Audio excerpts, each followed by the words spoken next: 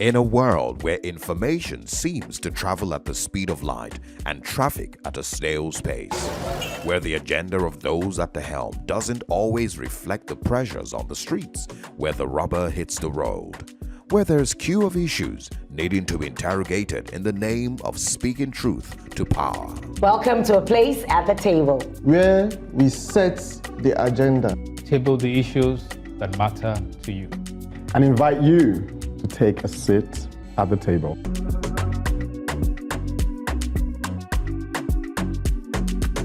Welcome to A Place at the Table, where we look beneath the surface and expose the rot.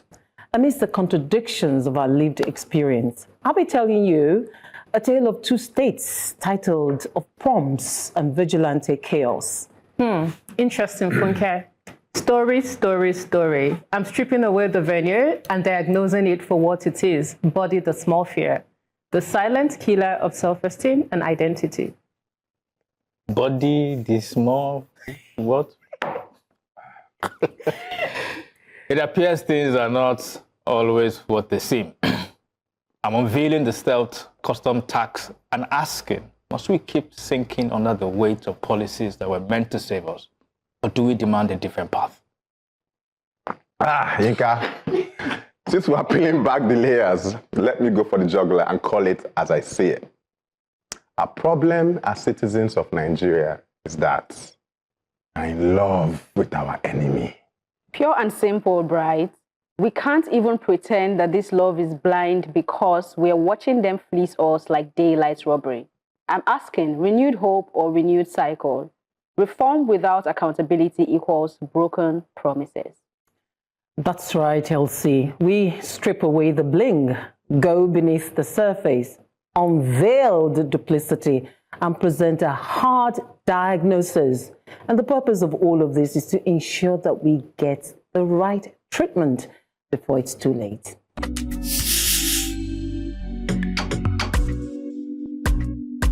I'm back to Governor Hope Uzodimma of Imo State, this time to applaud his recent directive banning proms in nursery, primary, and junior secondary schools. He also directed schools to stop the annual compulsory change of textbooks, insisting on uniform textbooks for at least 3 academic sessions. The kind of decisions that we need, actually, practical and protective. Proms are foreign practices rooted in American pop culture, but now awkwardly transplanted into our nursery and primary schools. Britannica calls it a rite of passage for American teenagers. In Nigeria, the ceremonies are now a fixture and have become increasingly ridiculous. The Imo State Commissioner for Education, Professor John Cliff Nwadike, says the events are exploitative, full of expensive uniforms, showmanship, and unnecessary financial pressure on parents. He's right. And I'm surprised yet impressed that the National Orientation Agency has a campaign against sign-out excesses. The DG, Lanre Issa Onilu, described the Imo directive as a bold step towards discipline and value reorientation. Imo now wants primary 6 and senior secondary 3 to hold graduation ceremonies, according to the 6334 education policy. Yes, those are academic milestones. But this is where I disagree. Graduation is synonymous with completion of courses of study in tertiary institutions.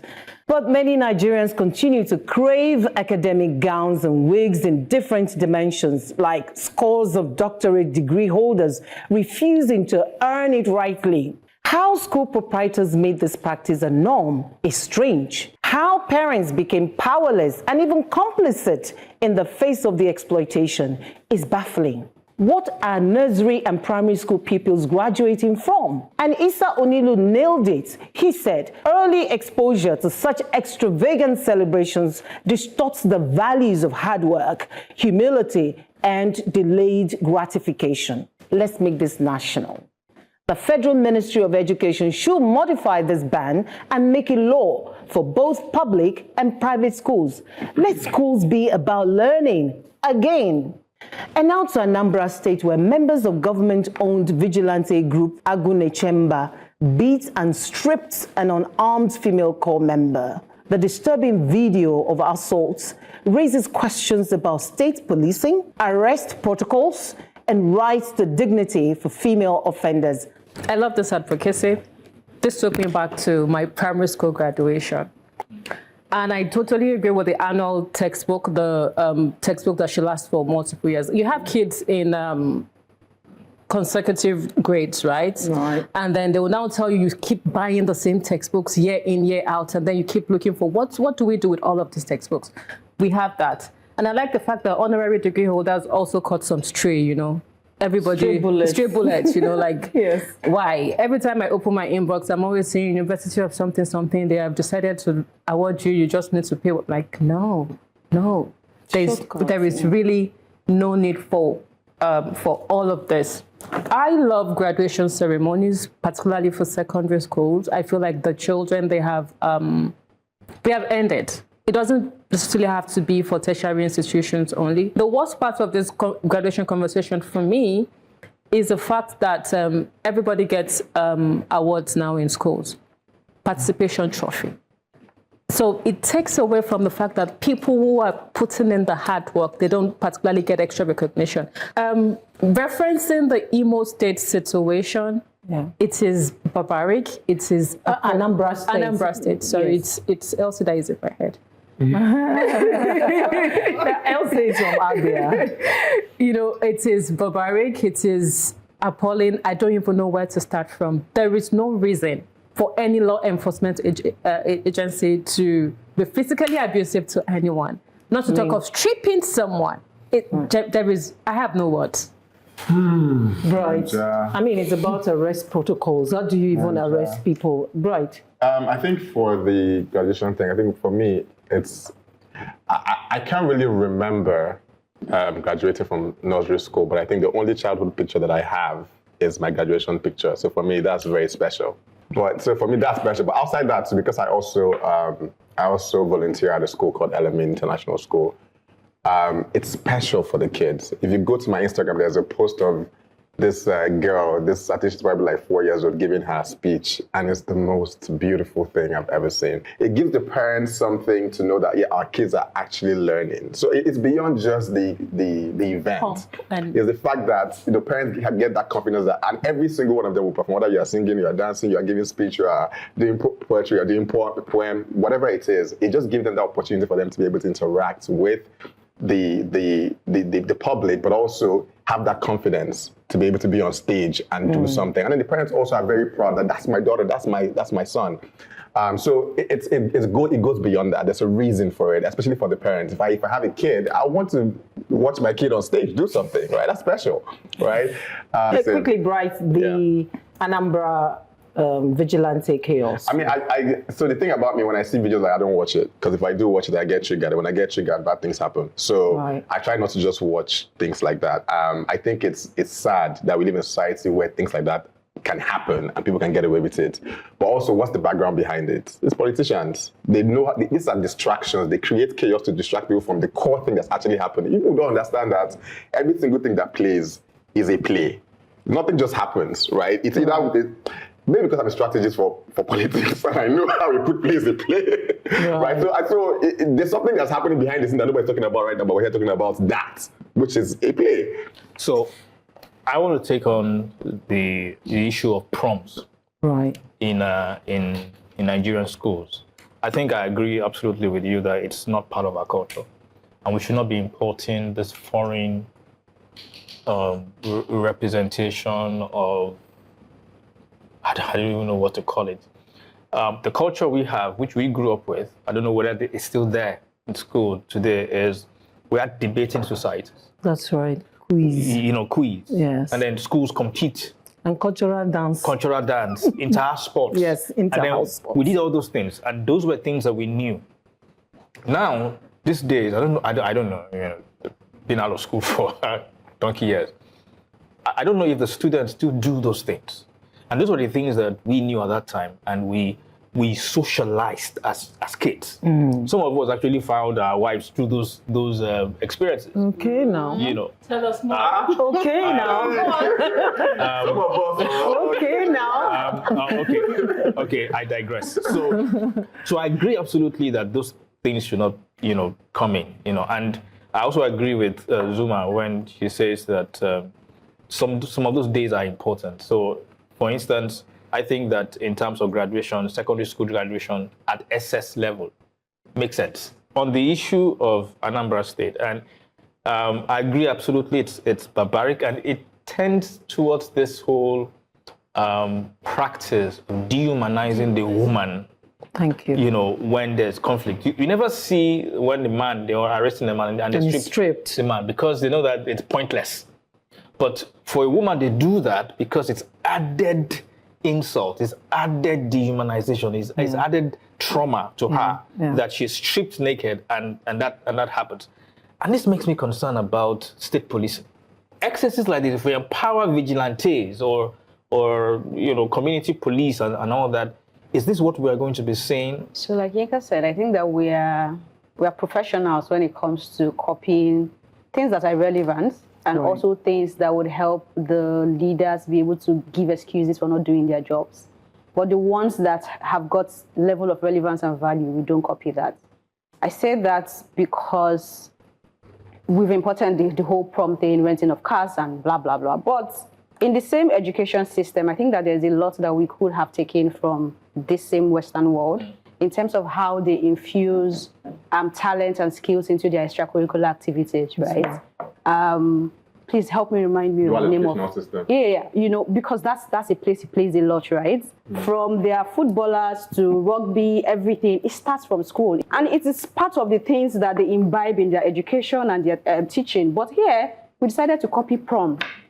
Actually, when people like Bright have been shouting to say, these skills, we have to find a way to incorporate it. We have not thought about incorporating it. In fact, now, maybe the good thing is some of these schools for, say, privileged ones are trying to infuse AI and tech a bit, but just because they think that, it will give their child some edge, and it's sort of starting even late, right? So I hope that we can just copy nice things, copy things that will help us be better, and when we copy it, we'll make it our own, not just copy and paste, right? I don't have anything against graduating from nursery to primary, then primary to secondary, and secondary you're done. But even the parents themselves and what they do in the PTA meetings, they are the ones who come up with these things and push it back. Because some of them, this is not saying that raising your child is not a job, but it's almost like they don't have any other thing to do. So they sit down, think of these things, go to the men, collect money. There's a lot of pressure to just meet a certain kind of show off. This is what my child is wearing from cultural day to... It's just a lot of money spending that if you don't have it, it looks like you don't love your child enough. But that's not the case. In a nation of copy and paste, even our convictions lack sincerity, and our foundations are built on sinking sand. That's a big prognosis, Funke. Perhaps this dysfunctionality is rooted in the absence of genuine self-love.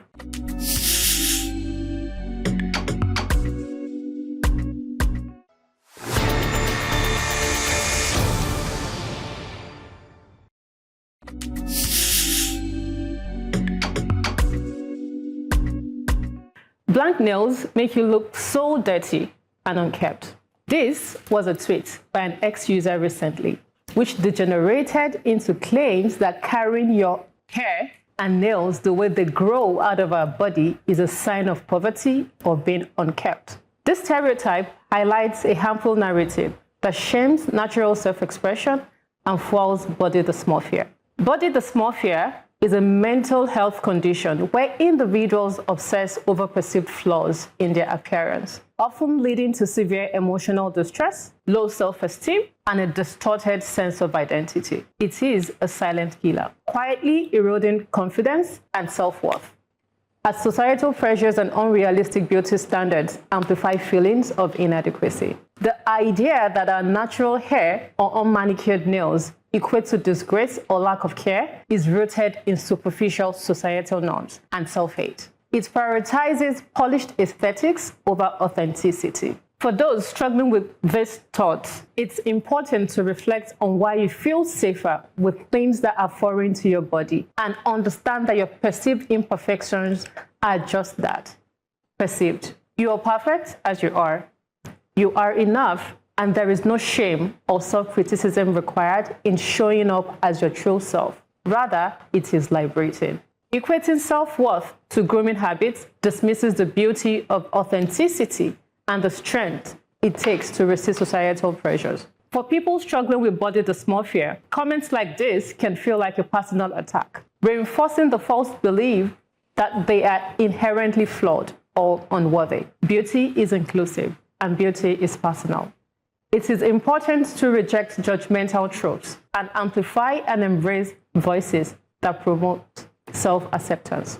By educating ourselves about body dysmorphia, supporting mental health resources, and calling out harmful rhetoric, we can help dismantle the toxic standards that silently destroy self-esteem and identity. Let's advocate for a world where everyone feels empowered to embrace their natural self, free from shame or judgment. True beauty lies in authenticity, not conformity.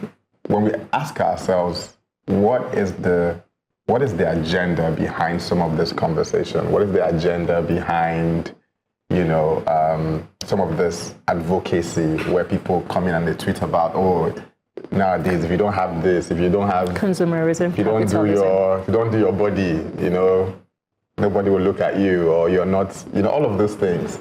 It is, from my perspective, it is product based. What's her name? Black China. Mm-hmm. She was one of the people that promoted that. Yeah. She woke up one night and said, you know what, all of this is bad.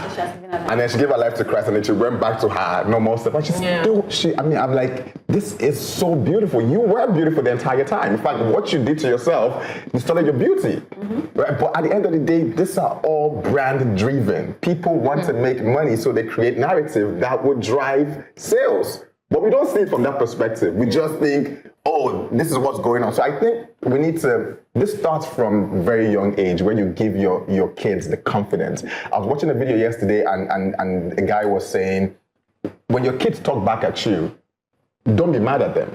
Don't shut them up. Don't say, oh, why are you talking back at me? No, when they ask questions like, when you tell your child, go and watch the play, and say, why are you not sending my younger brother? And they go, why are you talking back at me? No, he's trying to understand why. Explain to him why. So when you keep shutting him down, he starts building an ideology that I'm not supposed to talk back. And then when he goes to school and his friends say, oh, let's go and smoke weed, he's like, okay, let's go. Not, why am I smoking weed? Like, why am I doing that? So I feel like it begins from the early stage when you start building that confidence in your kids. You are beautiful. Like, anybody tells you to add anything to what you are already, don't listen to them, and this is why. It's a message in season, particularly in an age of continuous BBL from everywhere. Everybody's padding their bums and stuff, and it's good to call it what it is: body dysmorphia. I tell my students and mentees that you have the body and the face that you need to be a compere or an MC. Don't feel inadequate because you think you're probably too slim, or you're too big on the fat side. Those are just labels. What is important is what you have inside of you, the substance that is in you. So I love that quote: true beauty lies in authenticity, not in conformity. Showing up as your true self. On my podcast, I made a conscious decision that I will appear with my hair woven all back at least once in a season. And we did that in 2 seasons. The interesting thing is that people noticed, and we actually got feedback based on that. Oh, well, I felt, inspired. I kept looking at your hair. So it is important that we teach ourselves first, self-love and self-acceptance. And then we teach our children that you don't have to be somebody else. You don't have to change your nose, change your this, change your every. You are good the way you are. You are perfect for the purpose and the assignment you're on earth for. And that's important. I love this advocacy, Zuma. Thank you. Thank you, Funke. You are beautiful, just the way you are. Sorry. You are. This topic cuts across, and a lot of times, when we talk about this, we are always almost tempted to look at it from the female side. Right. But it also affects the males a lot. And thank you for what's that word? Dysmorphia. Okay, putting a name to it. And I reflect on my own, experience. As I was reading, as you were speaking, I just went back memory lane. 1982 for me. I was getting into secondary school, Form 1. And I got a nickname at that time called Eze. Okay, from the book Eze Go to School. And why did I get that nickname? It was because in the first chapter of Eze Go to School, it was said that Eze went to school and went to collect his uniform. And Eze was so small, such that his short looked like his trouser. So when I got to school, actually, I was so small that when I got my shorts and I wore it, it was like practically I was that small. So I got the nickname Eze, and that nickname stuck with me throughout the school. And that was a huge challenge because in school I got bullied, mainly because of size. The things that, of course, now we call it bullying. At that time, it was just normal. And the worst was I couldn't go home to talk about it because, like, who are you going to talk about? What were you going to say? Yeah. And a lot of, men go through this experience as well, where they feel that their size is not big enough. I'm not just talking about their size as in physical their size on the other side as well. Okay. And and yeah, you'll be shocked about a lot of men who go through a lot of trauma trying to represent, to be big, to be this. And in the process, they lose their identity, they lose their health, they lose their mental health. And self-esteem. And their self-esteem. And we need to keep, reiterating this, that you are good the way you are. Okay, you don't need to be somebody else. You don't need to live in somebody else's dream. You don't need to be as big as anything. You can be yourself, big, petite, small, large, fat, whatever it is. And you can accomplish great things just the way you are.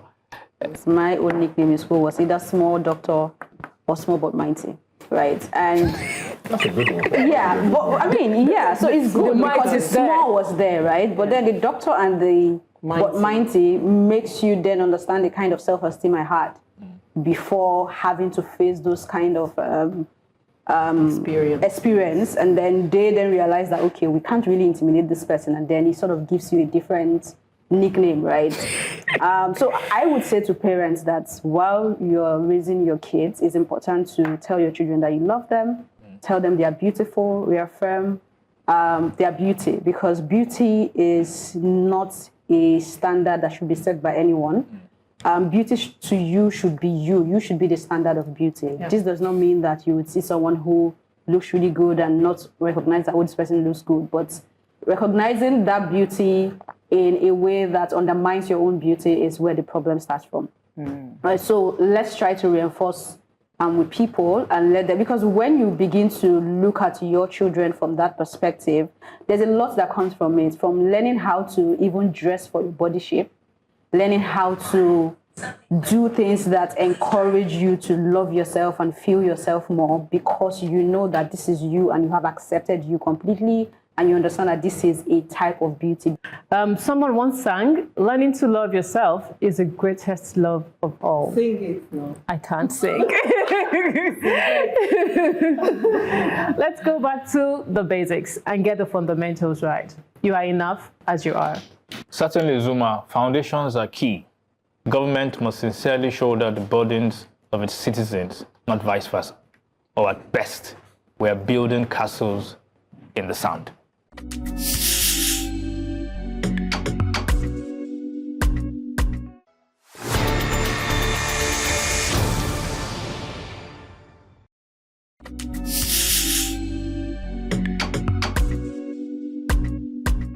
On August 4th, 2025, Nigeria Customs Service began charging a new 4% free on board levy on imports, not as a replacement for duties, but on top of them. What does this mean? That the cost of funding customs is no longer a shared national responsibility.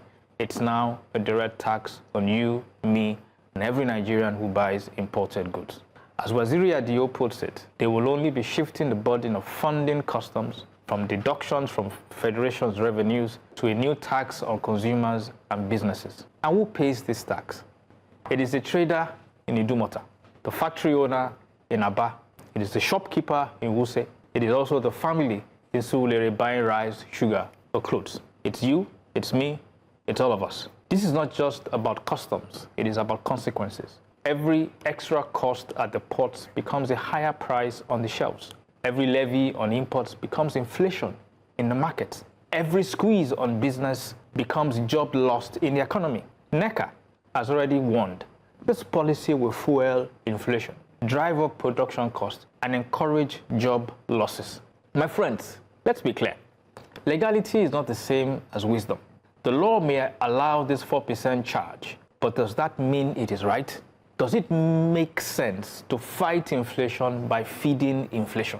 Does it make sense to grow jobs by taxing businesses into cuts? Does it make sense to demand sacrifice only from the people while government institutions insulate themselves?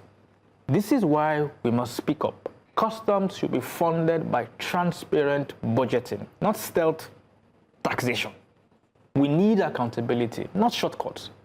We need policies that lift the people, not ones that crush them. Because when the government's answer to every problem is to pass the bill to a citizen, then the people stop believing. And when the people stop believing, the nation itself begins to unravel. So I ask, must we keep sinking under the weight of policies that were meant to save us? Or will we together demand a different path? I think I would like to start on this one.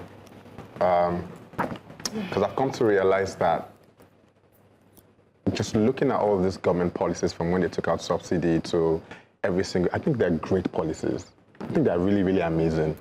And I'm not being, I'm not trying to, I can't remember the word, but like, I think they're great.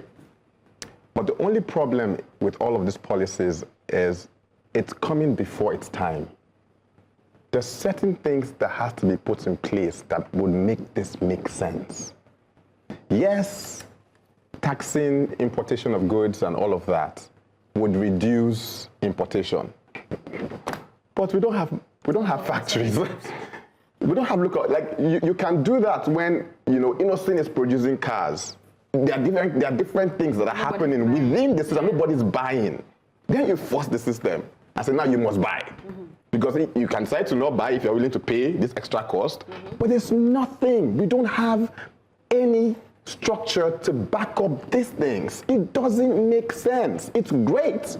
It's amazing, but it's just the wrong timing. Let's first focus on fixing the structure. Let's promote manufacturing. Let's create incentive that would drive manufacturing. Let's have a more secure environment so investors can come in and invest. Let's have power at least so even local manufacturers, that small businesses can manufacture smaller things. We still import toothpick.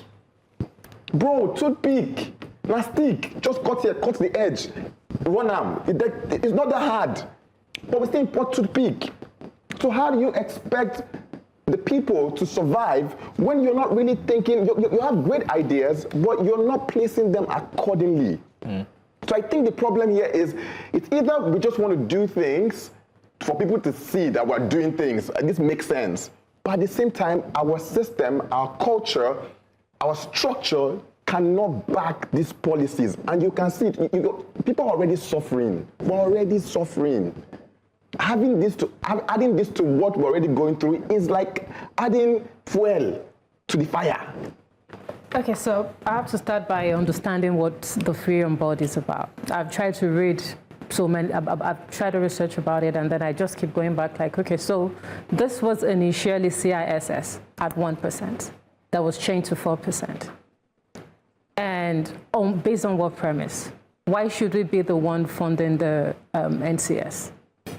But again, that's on another side. One thing that stood up for me in the advocacy is legality is not the same as wisdom. Yes, indeed. And legality does not always indicate fairness. Because as it is, Nigerians are in pain. You know, I'm totally with Brad on the fact that the change with the fiscal policies we are implementing, we don't have the capacity to absorb it as it is now. It's quite painful. I am all for the shock. I used to be all for the shock treatments we had when this administration came in, all the subsidies removal and all of that.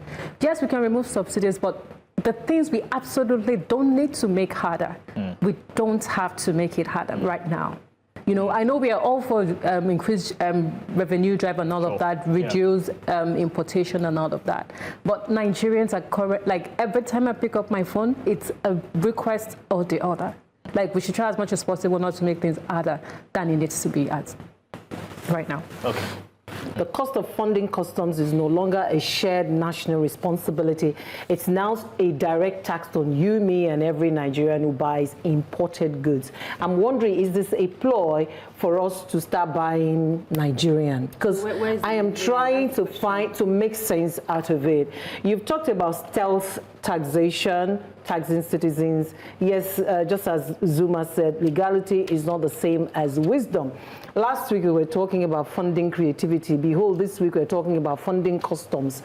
And you said this is not a replacement for duties. This is on top of them. So make it make sense, because it really is not making sense to me. So there's a cost for collection of custom duties. I mean, custom, duties. So that cost is usually borne through on the FAAC, that's the FAC, and deducted from FAC. I think that cost is around 7% or something, which customs takes out of that. Right. So at some point, this conversation started during the Buhari administration. At some point, the National Assembly raised the issue that why is customs taking as much as 7% out of the revenue they collect? And so there was all this conversation to say, okay, let's let them stop it. So essentially, there was some kind of law passed that stopped the deduction by customs and then asked them to charge a minimum, not even a maximum, a minimum of 4%. That law was not implemented by the Buhari administration. I think now the National Assembly has mandated the customs to start charging it because they will not allow them to deduct on FAC again. So the cost of collection, which used to be borne by FAC is the Federation account, is no longer borne by that. It's now borne by us. Okay. So this your advocacy. I was even thinking it's executive. This your advocacy is a lot linked to my advocacy when we get there, and which is why I'm just almost in a state of, I don't even know the word, shock is maybe a lot, but it's good to know that we are all sort of thinking in the same direction, because you're telling us endure. What are we enduring, right? Not to reiterate what everybody has said, I'll just paint a picture of what I feel is happening. So it seems that you have a group of company, right? Or let's say a company, and you appoint a CEO, maybe because there are some issues, and you also want revenue to be increased. And what the CEO comes in to do is to just plaster increase on all the products and think that that's the solution. We all know that that company is going to crash. And that's exactly what this administration is doing, and that's where I rest my case. I mean, So I'm not a prophet of doom, but I repeat, when government's answer to every problem is to pass the bill to a citizen, then the people stop believing. And when the people stop believing, the nation itself begins to unravel. If it's seen as doomed to call it as it is, then I say it's time to wake up and quit sleeping with the enemy.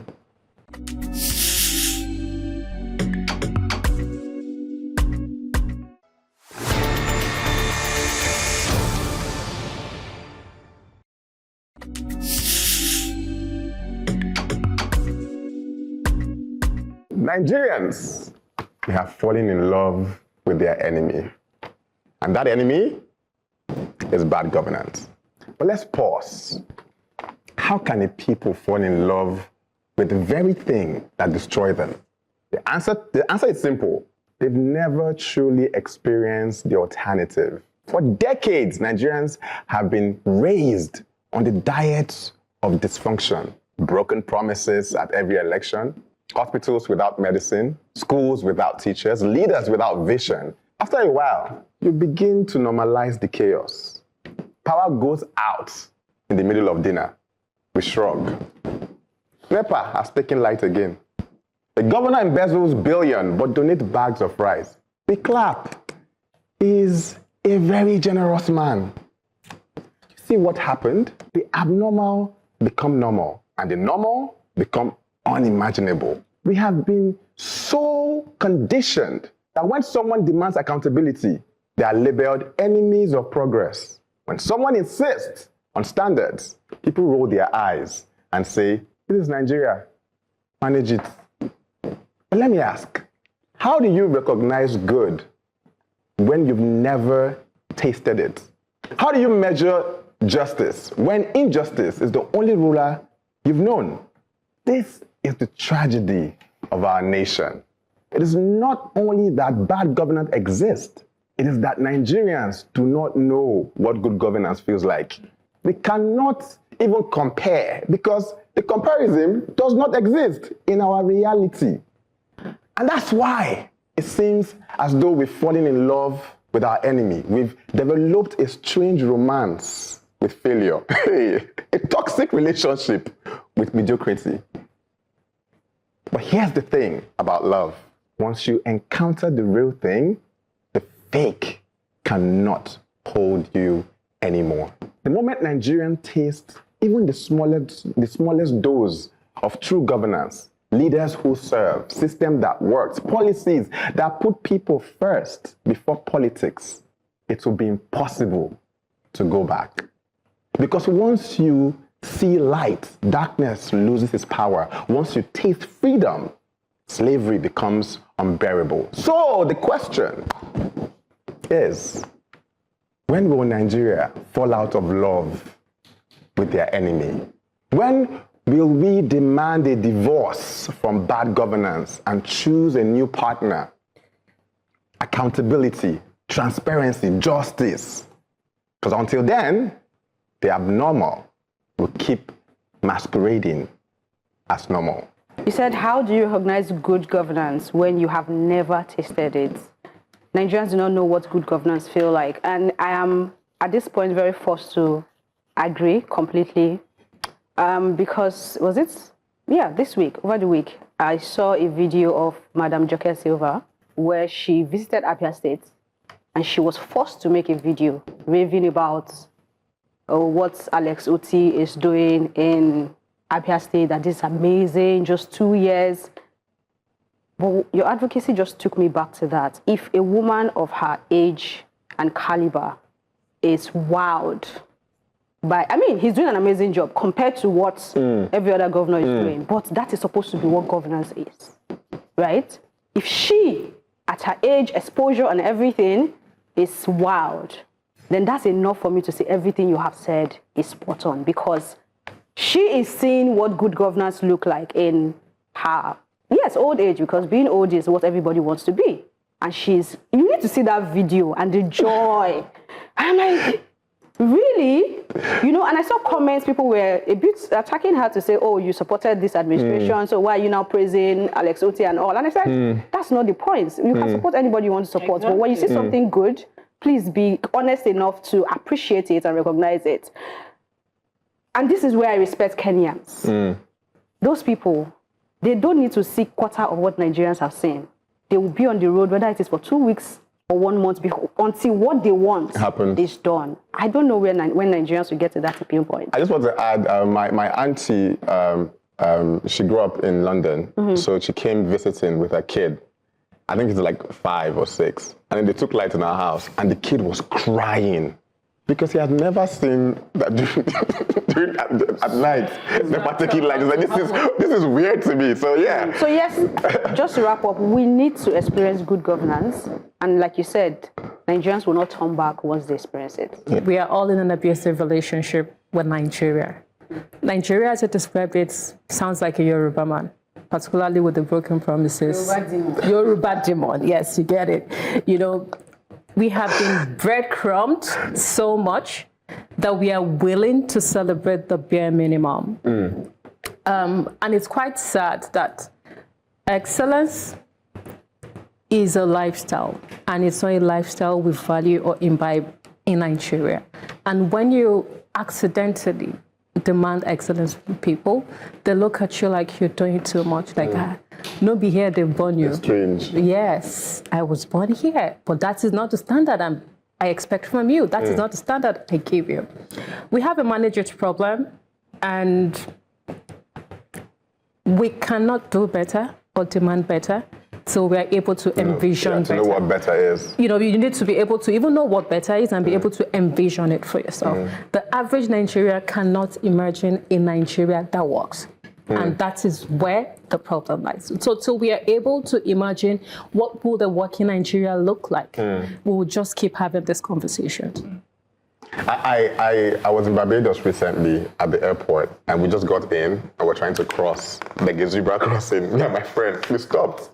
The car stopped. I was looking at us. I was like, oh shit. And that's when we walked.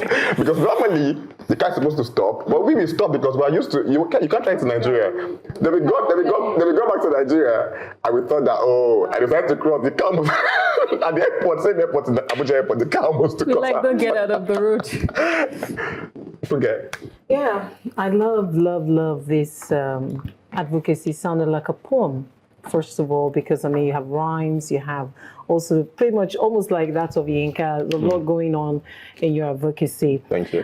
You said Nigerians have been raised on the diet of dysfunction. What a sad commentary. I was speaking with someone earlier, Ekene, actually earlier this week, and I said I feel like this present Nigeria is strange. It's like somebody while we were sleeping just substituted Nigeria for Nigeria. And so we wake up to this particular Nigeria, and it's just so strange. Some of the things happening nowadays. Once on a similar program like this, one of the panelists said, it actually lamented. He said, look, I'm going to be 40. I've never seen good governance in my life. Don't let me die like this. I want to experience good governance. That brings me to what you said about Auntie Joke Silva being so excited about. I mean, you see some things in Nigeria and you just go truly emotional that this can happen here.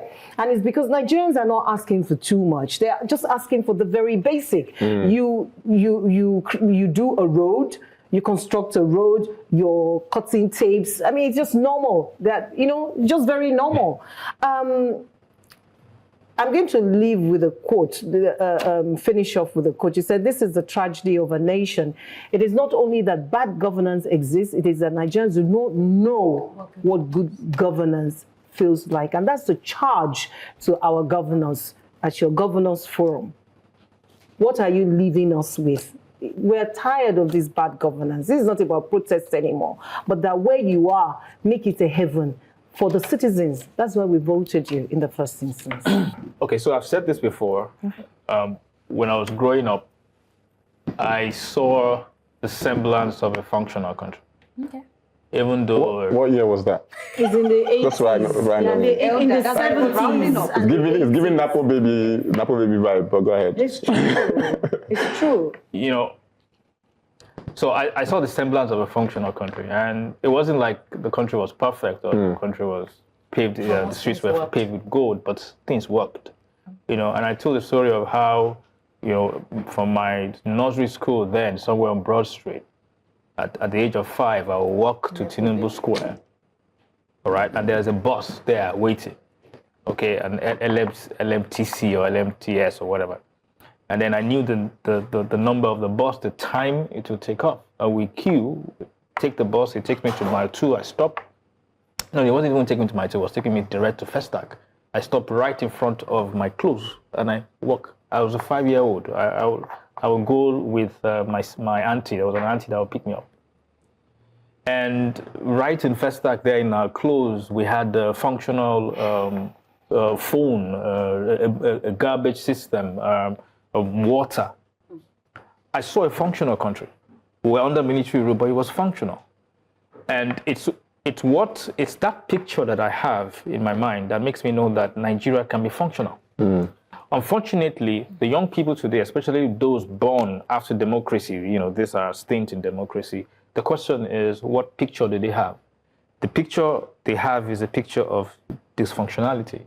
And so there's no way that they can imagine, functional systems if they have not experienced it. And the only thing we can do is to make sure that, one, they experience it from the little communities that we have, in schools, at work, in church, in mosque, all the places where we can replicate what a functional system is.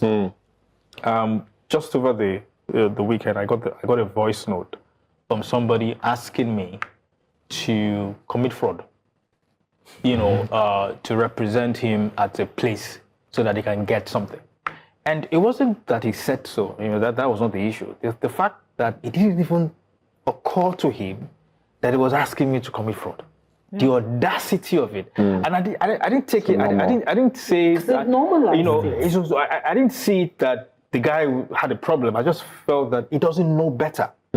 Come next year, January, Nigerians will start to see increase in their taxes. They're going to be paying taxes, a lot of taxes, after the PITs, reforms and everything takes effect. I hope when they realize now that they're actually paying, they will demand more. They will demand good governance. It masquerades citizens to serve as entertainment when we are trapped in its macabre reality.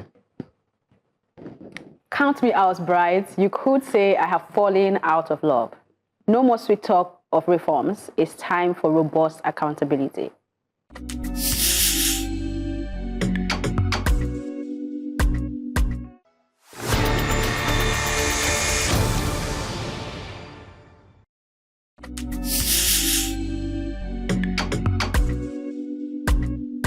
The Nigerian federal government, under President Tinubu's renewed hope agenda, says it is chasing a $1 trillion economy by 2030.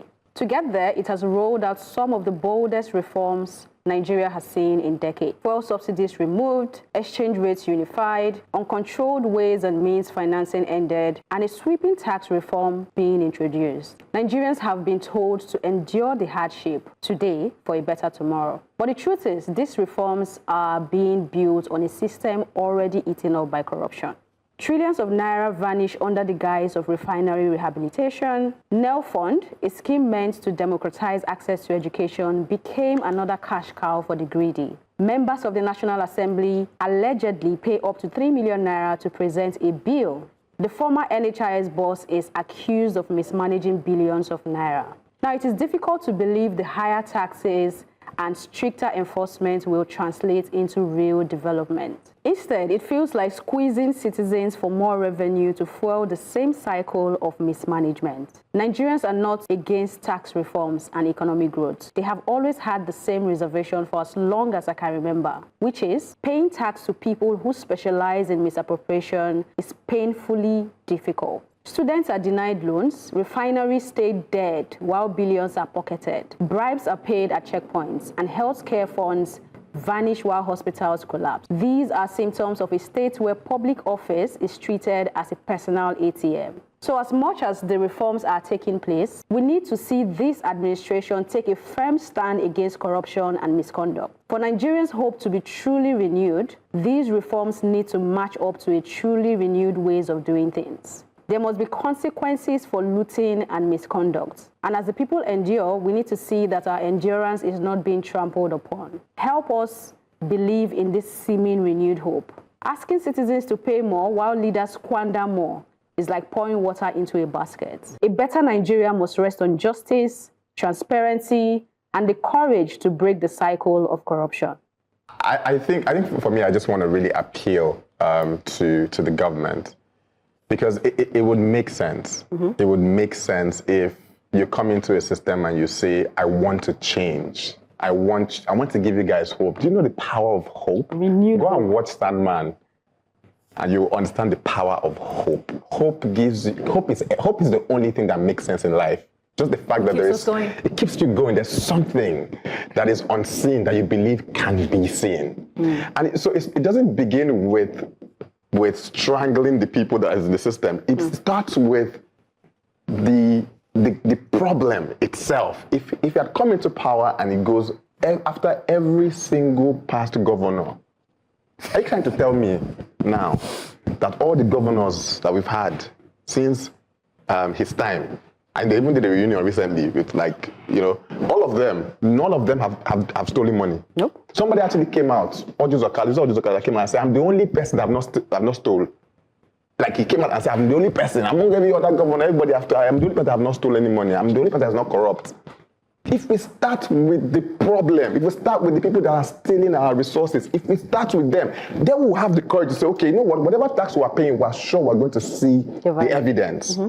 But if that is not done, their sins are forgiven. Their sins are forgiven. Everybody's moving on. There's no, even till now, people are still, governors are being paid a lot of money. Allocation is going crazy, but nobody's accountable. I mean, he said something recently. He said, Governor, let the grass be greener on your side. Like, water it. I mean, we're giving you guys a lot more. Water it. But the talk or the encouragement is not going to be enough. We have to put actions in place to hold them accountable. So if at the end of the day, the people that are in charge of our resources are not being held accountable, there's no structure to hold them accountable, and we want to gain more resources from the people to give to them again, come on, I know it makes sense. Okay, Nigeria, for me, we have an accountability and consequence problem. Mm-hmm. And this is not just a higher level of governance thing, it starts from the lower level. When you ask your boss, what does governance say about this? They become defensive instead of them saying, okay, this is what we're supposed to do. We have issues following rule of law, and we have issues applying consequences. I call it scapegoating. You don't even need to apply consequences across board. Just scapegoat, 10 people across board and see how others will conform. Societies are built on consequences. As far as you let people get away with impunity, it will continue to thrive. Hopefully, when we start paying more taxes next year, maybe we'll be able to demand and start holding our legs by the neck, like, okay, yes, I am paying this much. What are you using it for? All right, for me, I'll go back to a quote from you, Bright, and I'll marry to what you have spoken about. Bright said right at the table today that we have been so conditioned that when someone demands accountability, they're labeled enemies of progress. And when someone insists on standards, people roll their eyes and say, this is Nigeria, manage it. In other words, corruption has been institutionalized in Nigeria. It's our culture. Such that even when you go to the eatery, they